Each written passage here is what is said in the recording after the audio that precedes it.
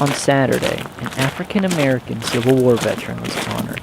Milton Airey was buried in an unmarked grave at the Lewisburg Cemetery until Nancy Newman came along. The veterans' records were wrong, the cemetery records were wrong. Everybody who came through this cemetery, including the WPA, just said there were two Airey brothers because, of course, they only saw two headstones.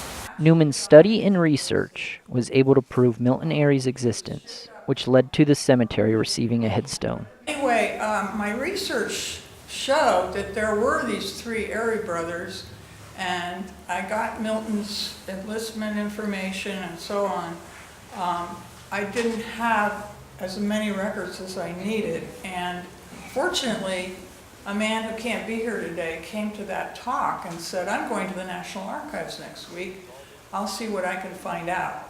Well, he got Milton Airey's discharge papers. He found that he lost a good part of his right hand in a battle and was eventually discharged because of his wounds. So I had that information.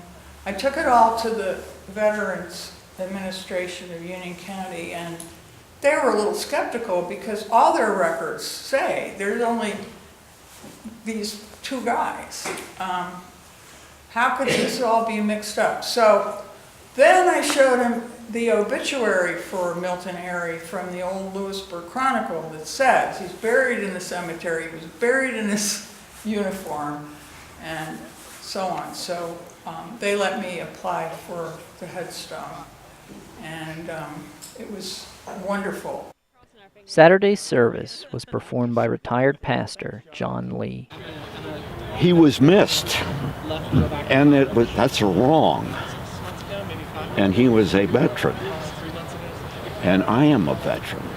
Obviously not of the Civil War, but it was a right that needed to be righted. It was a wrong that needed to be corrected. He was missed, he needed to be honored, and he is.